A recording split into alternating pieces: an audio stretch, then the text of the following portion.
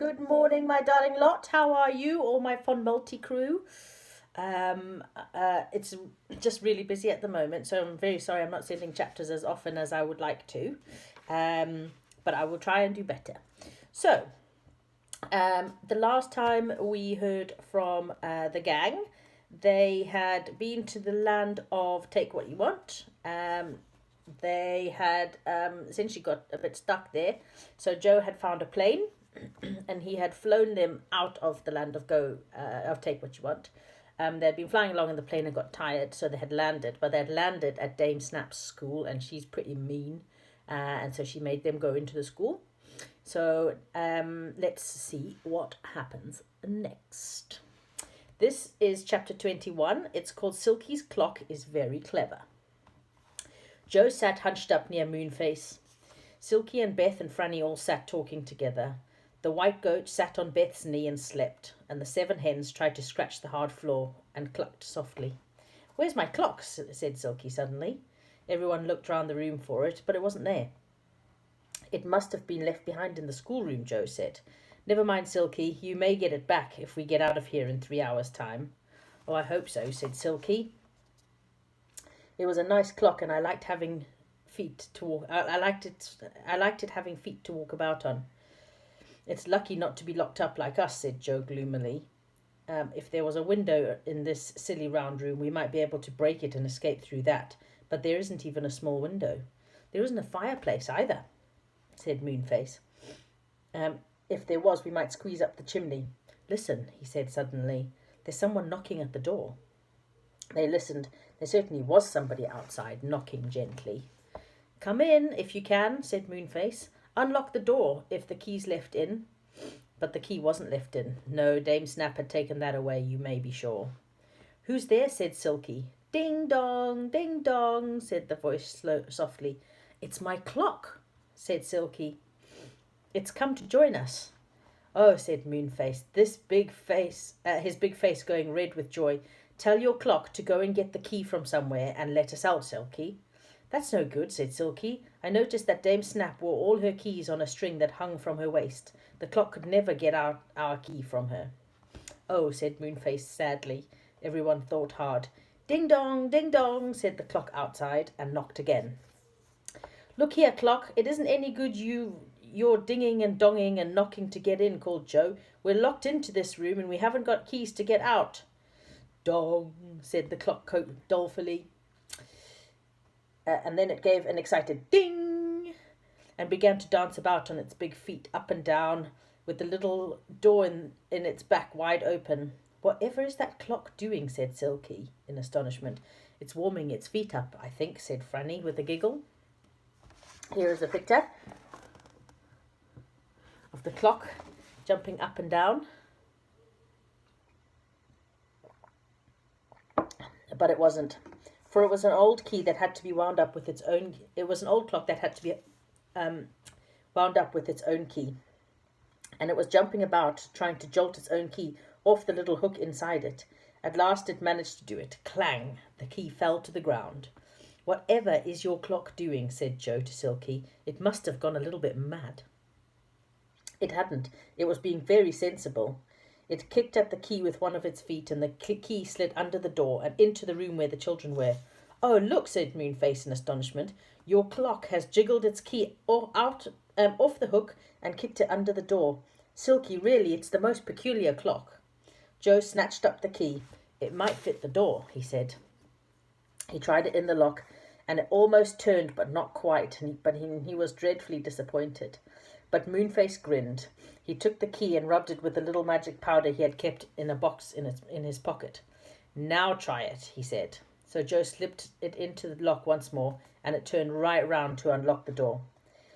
They crowded quietly out of the room, Joe taking the clock's key with him, and Silky gave the clock a huge hug, and it said ding dong quite loudly with joy.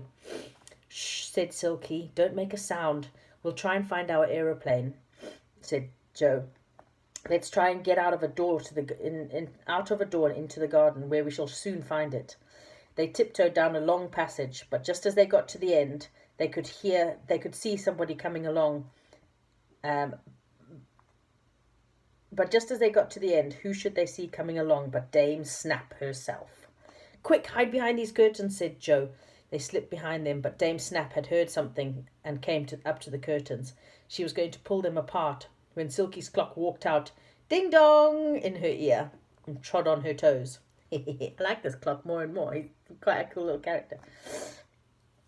Dame Snap gave a shout of rage as she kicked out at the clock. She missed, and it ran away down the passage with Dame Snap shouting after it.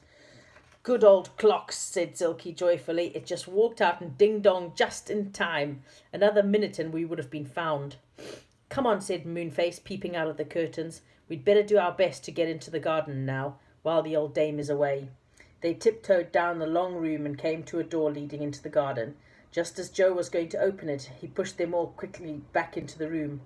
"Dame Snap's coming in here," he whispered. "Quick, hide behind the furniture." So quick as lightning, everyone crouched down behind the sofas and chairs, whilst Dame Snap opened the door and came in, grumbling, "Wait till I get that clock." She's a horrible old character, isn't she?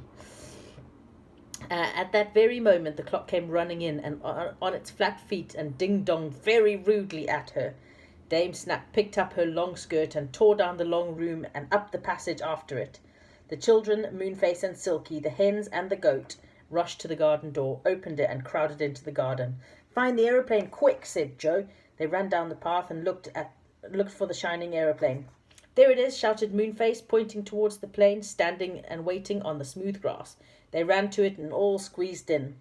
"I don't like leaving my clock behind," said Silky. "It's been so clever. I wonder where it is."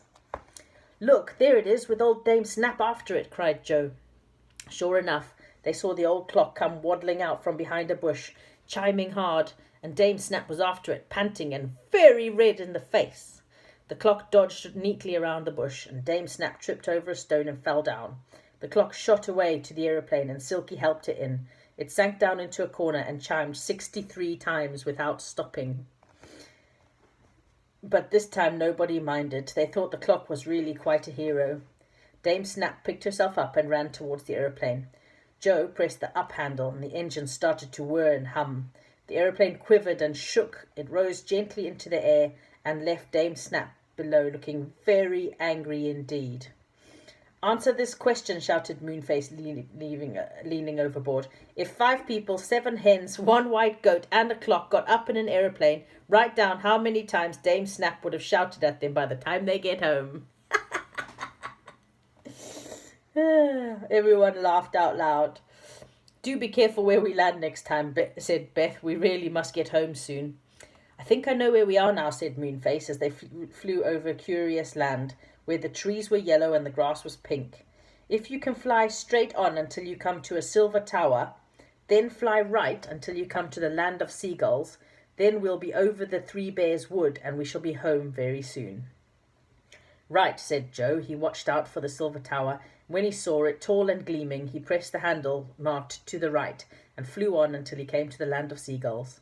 This was quite easy to know, for all around, flying about, flying on snow-white wings, were hundreds of magnificent gulls.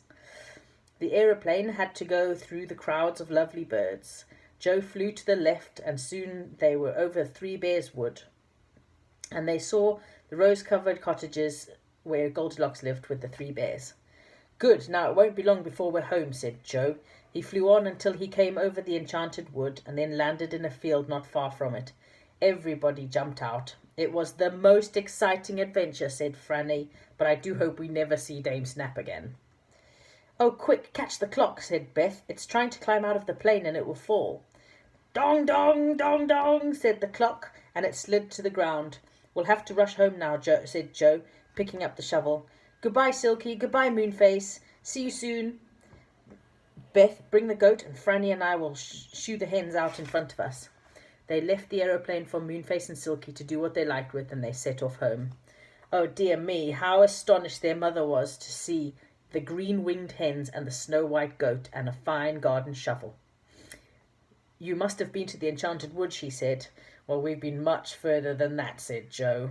And they certainly hadn't they? And that, my lovelies, is the end of chapter 21. I miss you guys loads. I hope you're still enjoying this story. and send me some messages. Love you loads. Talk to you soon. Bye.